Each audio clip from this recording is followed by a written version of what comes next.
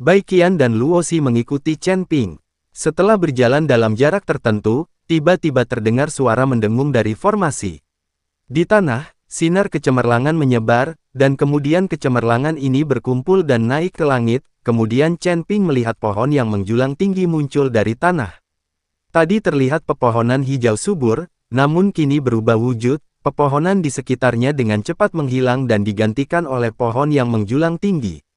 Di sekitar pohon yang menjulang tinggi itu terdapat sebidang tanah hangus, tidak ada rumput yang tumbuh, sepertinya semua unsur hara telah diserap oleh pohon yang menjulang tinggi itu.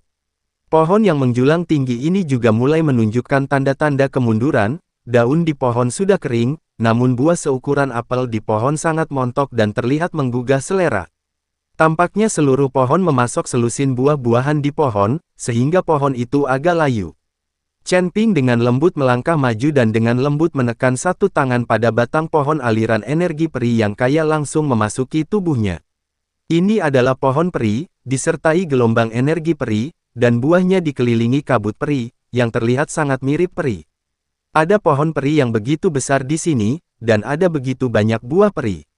Sungguh suatu keberuntungan. Chen Ping tidak bisa menahan kegembiraannya. Luo Xi memandangi pohon yang menjulang tinggi di depannya dengan ekspresi terkejut di wajahnya.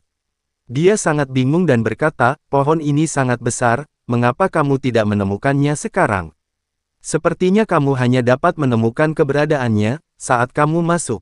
Chen Ping juga sangat terkejut, mungkinkah pohon peri ini telah lama ditemukan oleh orang lain dan sengaja disembunyikan agar orang lain tidak dapat melihatnya. Trik membutakan ini dibuat oleh pohon peri itu sendiri. Siapa yang akan membuat trik membutakan semacam ini ketika medan perang para dewa dan iblis dibuka setiap beberapa tahun?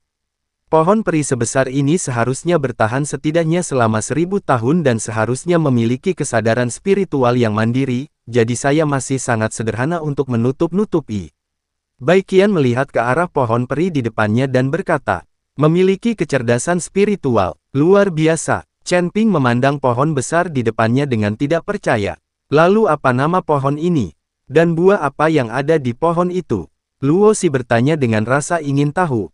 Buah ini seharusnya adalah buah Qingling, sesuatu yang dapat meningkatkan kultivasi Anda dan pemahaman terhadap dunia.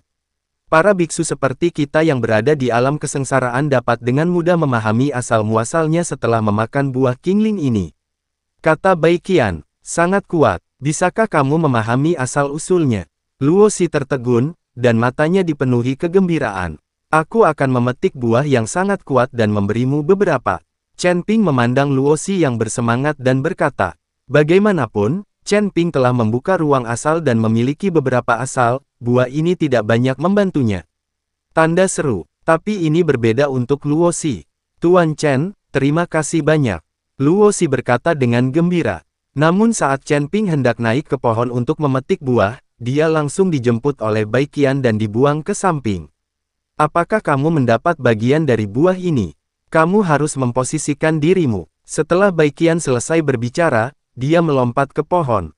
Lebih dari selusin buah dengan cepat dipetik oleh Bai Qian. Melihat penampilan Bai Qian yang mendominasi, Chen Ping tidak berani berbicara dalam kemarahan, tapi sekarang dia harus menelan amarahnya. Wajah Luo Xi penuh kekecewaan, tapi dia tetap menghibur Chen Ping dan berkata, Tuan Chen, tidak apa-apa jika saya tidak menginginkan buah ini. Luo Xi takut Chen Ping akan merasa bersalah, jadi dia mengatakan ini. Tidak apa-apa, aku akan membelikan 2 untukmu. Aku menemukan begitu banyak buah. Tidak apa-apa jika memiliki 2. Chen Ping berkata, melangkah maju dan berkata kepada Bai Qian, Bai. Nona Bai, buahnya banyak sekali, menurutmu apakah kamu bisa memberikan 2 kepada Nona Luo? Tidak perlu, aku akan memberimu sisanya. Jika nanti aku menemukan harta karun, aku tidak akan bertarung denganmu. Bai Qian memandang Chen Ping dan tersenyum tipis, apa? Jika kamu begitu terikat dengan penyihir kecil itu, apakah kamu pikir kamu telah jatuh cinta padanya? Tidak, Chen Ping menggelengkan kepalanya. Demi penemuanmu, aku bisa memberikan beberapa pil kepada penyihir kecil itu, tapi kamu harus membawa sesuatu. Bai Qian tersenyum dan berkata, apa yang bisa saya tukarkan? Chen Ping tidak tahu apa yang diinginkan Bai Qian. Bagaimana menurutmu? Bai Qian melangkah maju dan dengan lembut menyentuh wajah Chen Ping. Chen Ping langsung mengerti dan hanya bisa berkata tanpa daya, ganti pil satu per satu. Beri Nona Luo 2 pil dulu, dan saya akan menambahkan 2 pil lagi. Terkikik. Bai Qian tertawa, sepertinya kamu jauh lebih bijaksana, jadi aku akan memberinya 2. Bai Qian berkata dan melemparkan 2 buah langsung ke Luo Si. Luo Si sangat senang saat dia memegang buah Qingling, tapi dia tidak tahu bahwa Chen Ping telah menukar kedua buah Qingling ini dengan tubuhnya sendiri. Ayo cepat pergi. Formasi di sini telah rusak, dan sekarang bahkan lebih megah lagi. Aku yakin seseorang telah memperhatikan tempat ini, kata Bai Qian. Namun Chen Ping tidak segera pergi, malah melangkah maju dan dengan lembut membelai pohon tinggi yang terlihat agak kering. Gelombang energi abadi memasuki tubuh Chen Ping melalui batang pohon yang tebal.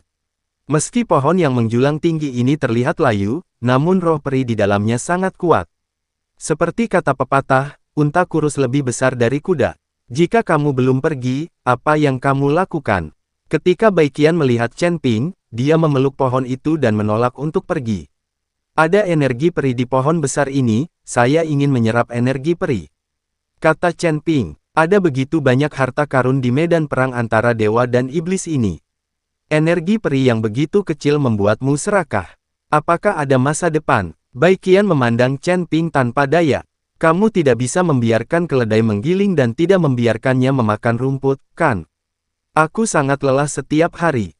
Bagaimana aku bisa menanggungnya jika aku tidak menyerap energi abadi? Kata Chen Ping sangat tidak puas. Melihat ini, Bai Qian memutar matanya dan berkata, kamu boleh makan apapun yang kamu mau. Kami akan istirahat di sini hari ini. Setelah mengatakan itu, Bai Qian dengan ringan mengusap jarinya ke arah pohon yang menjulang tinggi, dan sebuah lubang pohon terpotong di batangnya. Kekuatan. Luo Si pergi ke samping, perlahan mencicipi buah Qingling, dan kemudian menyadari asal mula energi langit dan bumi. Orang-orang dapat beristirahat dengan baik di dalam, dan mereka juga dapat menyerap energi peri di pohon. Bai Qian memasuki lubang pohon dan memanggil Chen Ping juga. Jika Anda dapat membuka ruang aslinya dan menyadari kekuatan sumber aslinya, itu akan luar biasa. Luo Si tidak menyadari bahwa pada saat ini, ada semburan suara terengah-engah di gua pohon. Butuh 2 jam sampai suaranya hilang. Setelah Chen Ping merawat Bai Qian dengan baik, dia mulai menjalankan teknik kondensasi jantung dengan putus asa, menyerap energi abadi di batang pohon secepat mungkin. Sebelum Anda menyadarinya, 1 malam telah berlalu. Malam ini, Chen Ping disiksa 3 kali. Untungnya, dia memiliki energi peri untuk melengkapinya. Jika tidak, Chen Ping akan sedikit kewalahan. Namun, Bai Qian menjadi semakin terhidrasi dan menawan, dan darah di tubuhnya mulai menjadi lebih kuat. Tiba-tiba, Luo Si berteriak.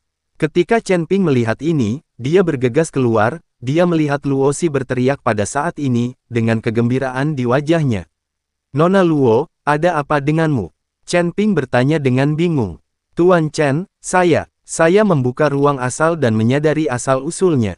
Luo Si berkata dengan gembira. Benarkah? Dari mana asal mula pemahamanmu?